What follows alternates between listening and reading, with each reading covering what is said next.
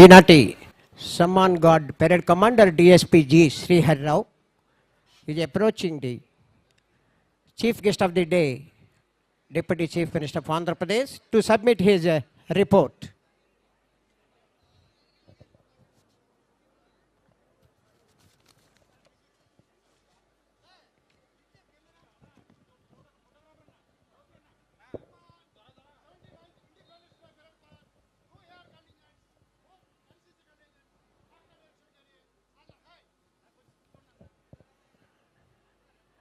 श्रीमान सम्मान guard parade पर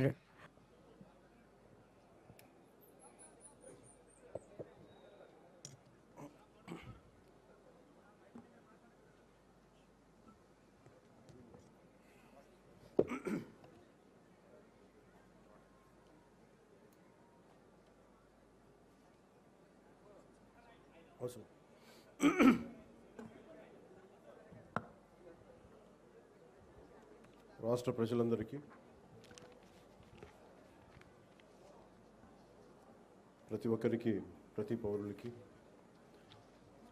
79వ స్వాతంత్ర దినోత్సవ శుభాకాంక్షలు తెలియజేస్తా ఉన్నాను.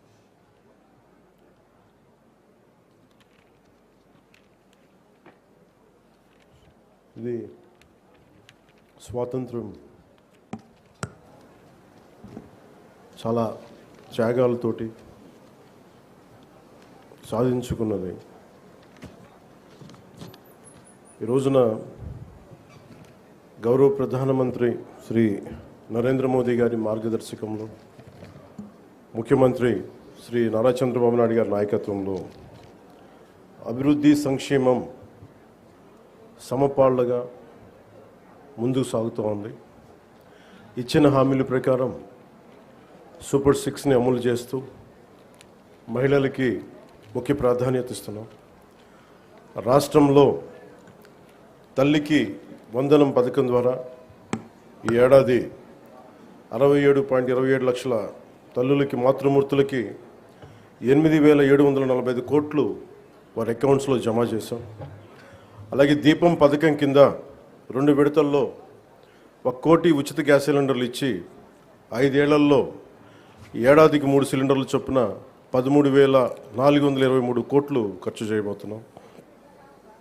ఈ రోజు నుండి స్త్రీ శక్తి పథకం ద్వారా RTC బస్సుల్లో మహిళలకి ఉచిత ప్రయాణాన్ని ప్రారంభిస్తున్నాం. పంచాయతీరాజ్ బాధ్యతలు స్వీకరించిన వెంటనే జాతీయ పండుగల నిధులను మైనర్ పంచాయతీలకి 100 నుంచి 10,000కి, మేజర్ పంచాయతీలకి 250 నుంచి 25,000కు పెంచి సర్పంచుల ఆత్మగౌరవాన్ని కాపాడాం. గ్రామ స్వరాజ్య సాధన లక్ష్యంలో భాగంగా ఒకే రోజు 13,326 గ్రామ పంచాయతీల్లో గ్రామ సభలు నిర్వహించి ప్రపంచ రికార్డు సాధించాం. పల్లె పండుగ ద్వారా 4,000 కిలోమీటర్ల సిసి రోడ్లు, 22,500 మినీ గోకులాలు, 1,00,000 నీటి కుంటలు,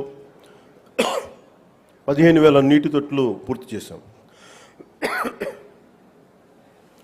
పంచాయతీరాజ్ ఇంజనీరింగ్ డిపార్ట్మెంట్ ద్వారా 2,000 కిలోమీటర్ల బీటీ రోడ్లు, 14 కొత్త వంతెనలు నిర్మించాం. గ్రామీణ ఉపాధి హామీ పథకం ద్వారా 75.23 లక్షల ఉపాధి శ్రామికులకు గ్రామాల్లోనే ఉపాధి కల్పించి ప్రమాద పరిహారం 50,000 నుంచి 4 లక్షలకు పెంచాం. అడవి తల్లి బాట కింద కొండ ప్రాంతాల్లో 1,005 కోట్లతోటి 625 గిరిజన గ్రామాలను అనుసంధానిస్తూ 1,069 కిలోమీటర్ల రోడ్ల నిర్మాణానికి ప్రధానమంత్రి జనజాతి ఆదివాసీ న్యాయ మహా అభియాన్ కింద ఉపాధి హామీ పథకం కింద రాష్ట్ర నిధులతోటి శ్రీకారం చుట్టాం.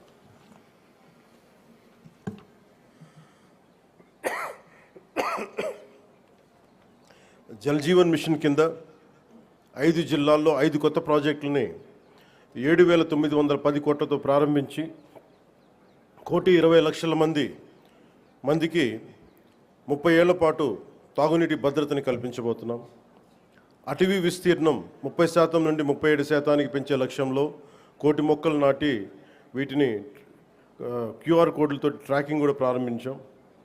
ఏనుగుల బెడద నివారణకు కర్ణాటక నుంచి కుంకి ఏనుగులను తీసుకొచ్చి విజయవంతంగా ఆపరేషన్లు జరిపాం.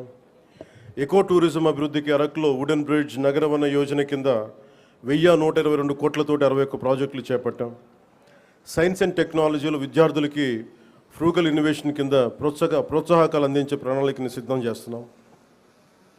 ముఖ్యంగా కాకినాడ జిల్లా ప్రగతి నివేదిక, అన్నదాత సుఖీభవ పిఎం కిసాన్ పథకం ద్వారా 1,50,475 మంది రైతులకి 102 కోట్లు తొలి విడతగా జమ చేయడం జరిగింది. స్త్రీ శక్తి పథకం కింద మహిళలకు 187 ప్రత్యేక బస్సుల్లో ఉచిత ఆర్టీసీ ప్రయాణ పథకం ప్రారంభించడం జరుగుతోంది. తల్లికి వందనం పథకం ద్వారా 2,79,312 మంది విద్యార్థుల తల్లులకు ఖాతాలో ఒక్కొక్కరికి 13,000 రూపాయలు జమ చేయడం జరిగింది. అంతర్జాతీయ యోగా దినోత్సవంలో పాల్గొన్న 5,000 మంది యోగా శిక్షకులు, 8 లక్షల ప్రజలకు అభినందనలు తెలియజేస్తున్నాం. 2,69,148 లబ్ధిదారులకు ప్రతి నెల ఎన్టీఆర్ భరోసా పింఛన్ల కింద 116 కోట్లు పంపిణీ చేయడం జరుగుతుంది. ఉపాధి హామీ పథకం ద్వారా 118.46 కోట్ల వేతనాలు, 93.46 కోట్ల మెటీరియల్ ఖర్చుతోటి గ్రామీణ అభివృద్ధి చేయడం జరుగుతూ ఉంది. గత ఏడాది 107 జాబ్ మేళాల ద్వారా 7,000 మందికి మన కాకినాడలో 7,000 మందికి ఉద్యోగాల అవకాశాలు కల్పించడం జరిగింది. ప్రతి అసెంబ్లీ నియోజకవర్గంలో స్కిల్ హబ్, పార్లమెంట్ పరిధిలో జేఎన్టీయూ కాకినాడలో స్కిల్ కాలేజ్ ప్రారంభించడం జరిగింది. మాదక ద్రవ్యాల నివారణకు పాఠశాలలు, కళాశాలలు ఈగల్ క్లబ్లు ఏర్పాటు చేయడం జరిగింది. జల్ జీవన్ మిషన్ ద్వారా 497 కోట్ల వ్యయంతో ఇప్పటి వరకు 506 పనులు పూర్తి చేయడం జరిగింది. రోడ్లు భవనాల శాఖ ద్వారా 27 కోట్లతోటి రహదారులు గోతులు పూడ్చడం జరిగింది. గడిచిన ఏడాదిలో పిఠాపురం నియోజకవర్గంలో 308 కోట్లకు పైగా పనులు చేసి దేశంలోనే మోడల్ నియోజకవర్గంగా దాన్ని తీర్చిదిద్దుబోతున్నాం. వచ్చే 4 ఏళ్లలో మరింత ప్రగతికి కట్టుబడి ఉన్నామని మీ అందరికీ తెలియజేసుకుంటా ఉన్నాం. ఇంత అభివృద్ధిని మనం సాధించగలిగామంటే ప్రతిసారి కొన్ని చీకటి రోజులు వస్తాయి ప్రతి ఒక్కరికి. మన రాష్ట్రంలో 2019 నుంచి 2024 వరకు ఒక డార్క్ డేస్, బ్రిటిష్ వాళ్ళు ఎలా పరిపాలించారో, బ్రిటిష్ వాళ్ళు దేశాన్ని ఎలా కబంధ హస్తాల్లో పెట్టుకున్నారో మన రాష్ట్రం కూడా అలాంటి కబంధ హస్తాలు పెట్టుకున్నప్పుడు స్వాతంత్ర సమరయోధుల స్ఫూర్తితోటి ఒకటే ఎదుర్కొన్నాం. బ్రిటిష్ వాళ్ళు నేర్పించి వెళ్ళిపోయింది మనకి డివైడ్ అండ్ రూల్, మనల్ని విభజించండి పాలించండి అని. కానీ ఎలా మన కూటమి ప్రభుత్వం మన స్వాతంత్ర సమరయోధుల స్ఫూర్తితోటి యునైటెడ్ అండ్ రూల్, కలిసి ఉందాం, కలిసి పాలన చేద్దాం, ఇదే కూటమి ప్రభుత్వం తాలూకు ముఖ్య ఉద్దేశం. ఈ స్ఫూర్తిని మేము స్వాతంత్ర సమరయోధుల పోరాట స్ఫూర్తిని నుంచి మేము తీసుకున్నది.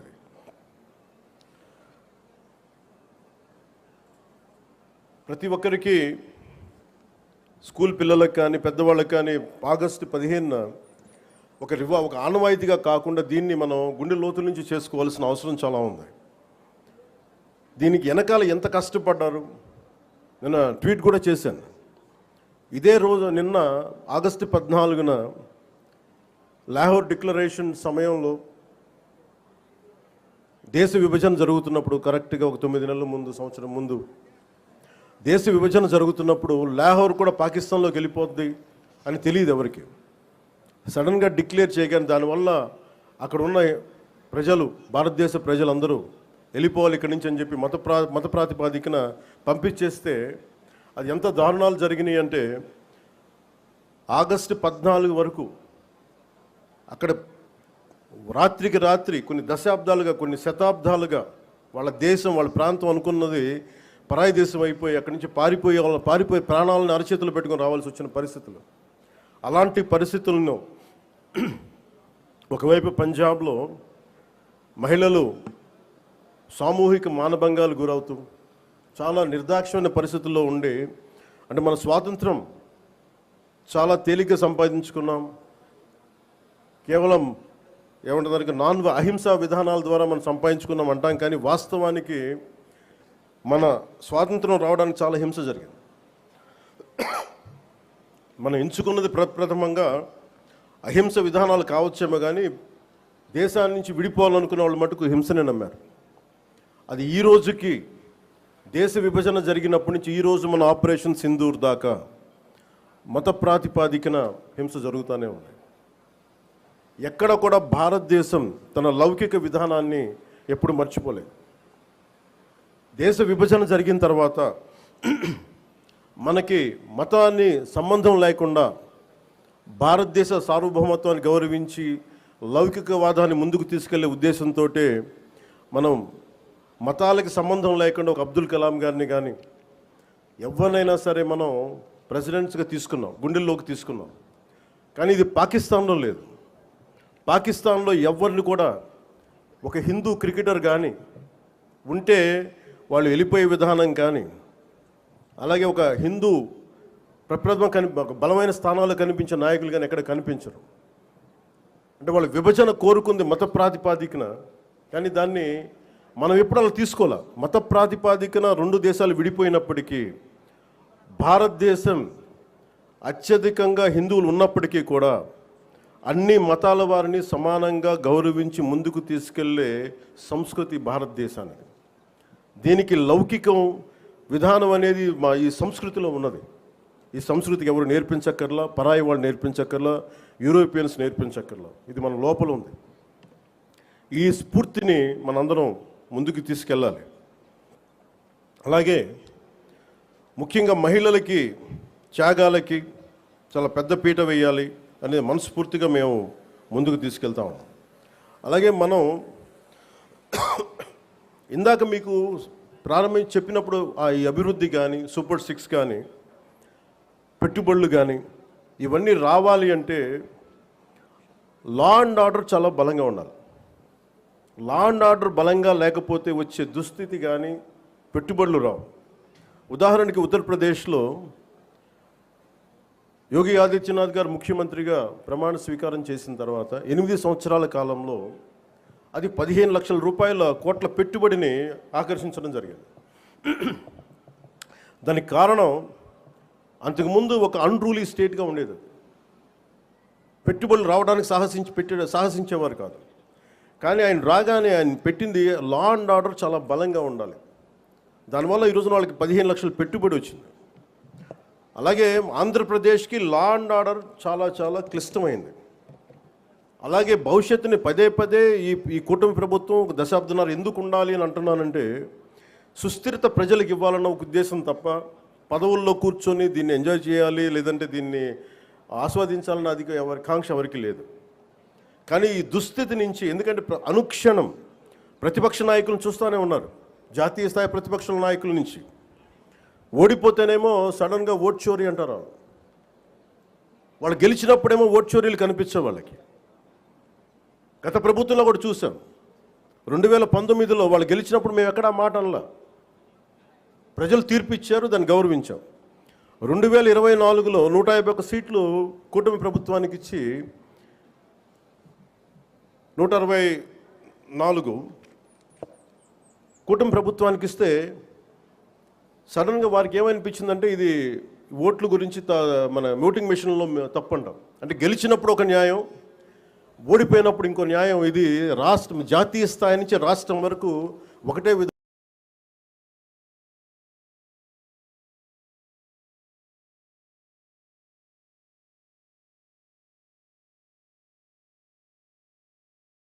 దేశాలన్నిటికీ కూడా అంతర్గతంగా అస్థిరత సృష్టించడం వాడి విధానం.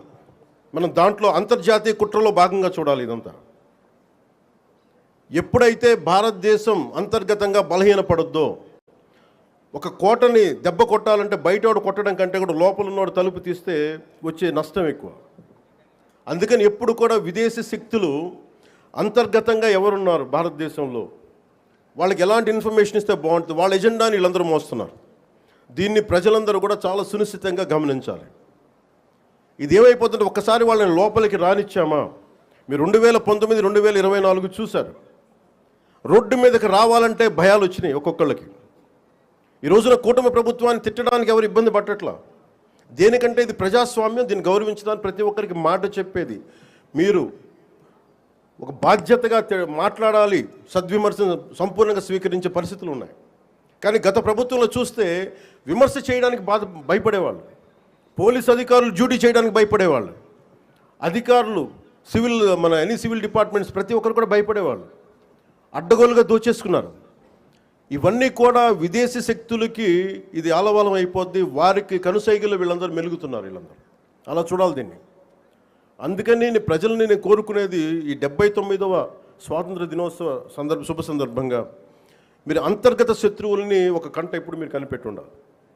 నేను కాకినాడ పోర్టు విషయంలో కూడా నేను అంత గొంతెత్తడానికి కారణం చాలా ఎందుకులే మనం వదిలేస్తా ఉన్నాం. ఆంధ్రప్రదేశ్కి 974 నుంచి 974 కిలోమీటర్ల తీర ప్రాంతం ఉంది. ఇది మన పెట్టుబడులకి చాలా మంచిది. కానీ అది ఒక్కసారి మన సరిగ్గా లేకపోతే అది బలహీనత కూడా అయిపోతుంది.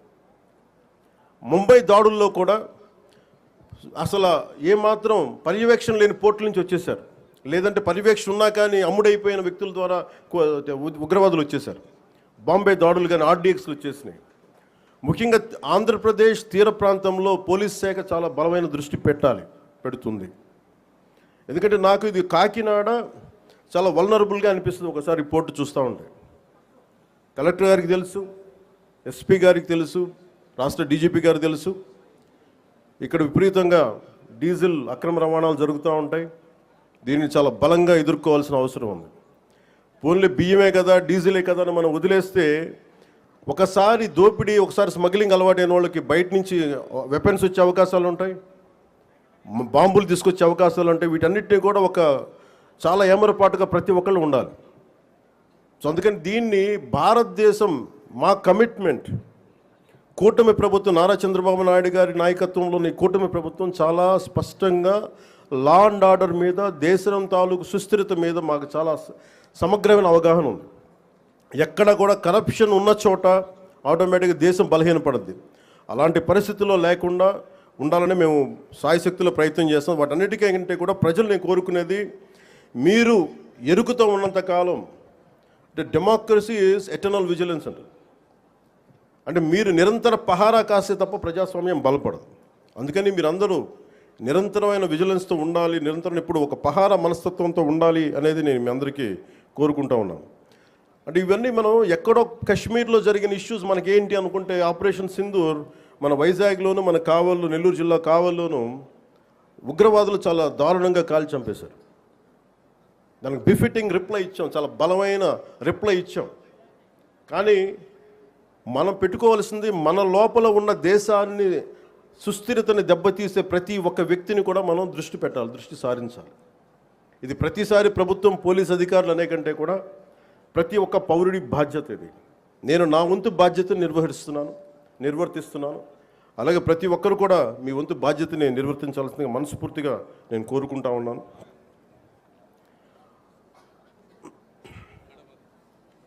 మీ అందరికీ కూడా మరోమారు మనస్ఫూర్తిగా మీ అందరికీ ధన్యవాదాలు తెలుపుకుంటూ ఈ 79వ స్వాతంత్ర దినోత్సవ సందర్భంగా మరోమారు మీ అందరికీ శుభాకాంక్షలు తెలియజేసుకుంటూ సెలవు తీసుకున్నాను. జై హింద్.